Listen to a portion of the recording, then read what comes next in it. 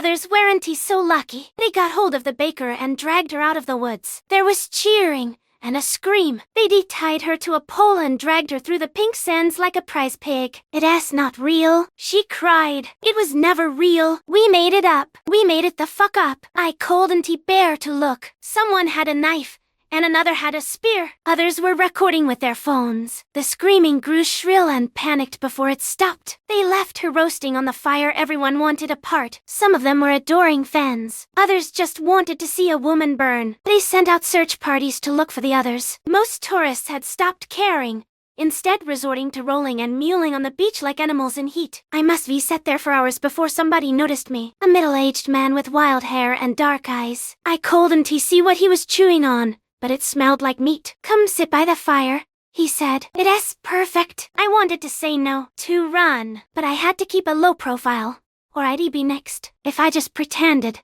I could at least get some time to figure out a plan. So despite my instinct screaming at me to flee, I swallowed my fear. "All right," I said. "I'll do that." He smiled at that, not giving it a second thought. They made a second fire in the sand. They danced and sang. Some of them had brought bottles, presumably with some kind of vodka. It was a torrential mass of impulses on display, everything from violence to carnality. I sat by the fire, hoping I had disappeared deep enough into the background for no one to notice. It seemed to work. I sat there, staring into the flames where a crackling cranium stared back. I didn't sleep that night. I stayed up long enough for the bone cinders to turn ashen, and for the morning fog to roll in. It was like watching the island getting wrapped in a blanket. But there was something more to it.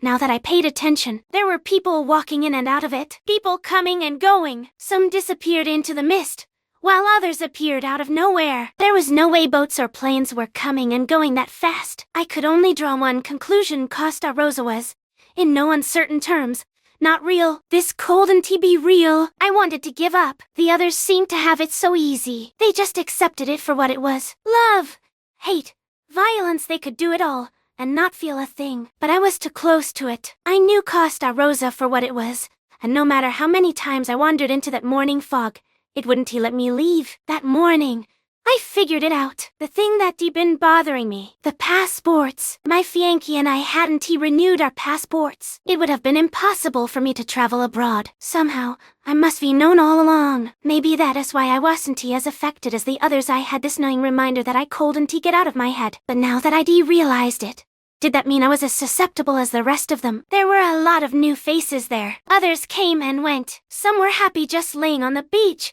soaking up the sun. Others were hung from trees and skinned. It was an absurd mix of impressions. To people walking hand in hand on the beach, discussing their favorite TV show. And by the tree line, a man making a dagger from a broken rib. I didn't get out of it unscathed either. There was this one woman who obsessed over my hair and tore out a fistful of it. One young man just went up to me and started kicking, again and again, until he got bored. I had rocks thrown at me, not with the intent of hurting me, but as to saddle some kind of bet. A contest, perhaps. But it was just starting. Every hour, something was escalating, devolving. By nightfall, the luminescent waters ran red. People were tied to burning palm trees, leaving sizzling corpses behind. Some were howling at the sky and killing each other with sharpened flint, bone, and rock. They painted each other with ash and blood. Screaming and laughter intermingled, and I couldn't tell them apart. To them, it was all just a dream, and nothing mattered. I found a hole and covered myself with palm fronds, hoping to wait out the night. I didn't want to take any chances. People were getting attacked left and right, and there was no telling what they might do if they noticed me. They were barely speaking anymore. Some were just screaming or barking at one another. A couple of coherent voices were screeching nonsense about a broken god and a rotting tree plucking the moon from the sky. Then, a noise. My cell phone. I forgot I even had it. I thought the battery had run out long ago, but apparently, it hadn't. The service was showing 0 bars, but I got a text message. I pulled it up, reading it inches from my face. It was from my fiancé. "I know we need space, but I miss you." That's all there was. I tried to respond, but couldn't. No bars. I held the phone close to my chest, feeling my pulse tap against my hands. People were running back and forth. Just a couple of feet from my hiding space, they were taking down trees, making rope, cutting down the island, each other, and themselves. It was all just firewood to them. Then someone looked down. I could see a white eye through a space in the fronds. It was a young man, no older than 20. Half his head was shaved, with a deep cut going through his eyebrow. He kept getting blood in his left eye, making him spastically blink. "Little mole lady in her hidey hole," he said. "Is that as deep as you go?" I didn't say anything. I looked up at him, hoping he'd get bored if I didn't provoke him. But it did nothing. He just straightened his back and picked something up, something long and sharp. "Let us get you out of there, mole lady." A makeshift spear made from a plastic rod. The first stab struck my left bicep, poking into a nerve. The second strike hit inches from my ear, making a couple of strands of hair stick to the mud. The third strike dug into the edge of my shoulder, cutting a surface wound. It was all so fast that I didn't get to think. Before I could begin to kick and scream, something happened. The young man, like so many others, was attacked. A quick strike to the neck. He clutched his throat and collapsed into my hiding spot, warm blood pooling over my torso. Desperate fingers clawed at me, silently begging for help. His attacker walked up to get a better look. Turns out, it was Jay. He looked at me and his victim. It's like it didn't even register with him. Jay had seen and done so much that this was like having breakfast. It was barely a conscious action. He leaned in a little to get a better look, and smiled. He must be recognized me. As always, he wandered off. I lay there with a dying man on my chest, and waited for it all to be over. I just had to make it through the night. I clutched my phone until my fingers clamped shut, and closed my eyes. No sleep came to me, and a kaleidoscope of screams and cheers filled my mind with unspeakable images. But through it all, I waited. People rushing by didn't really take notice. All they saw was a dead man, resting on a bed of palm fronds. By morning, I had a plan. People who bought into the fantasy of Costa Rosa seemed to come and go as they pleased. Every time that morning fog rolled in,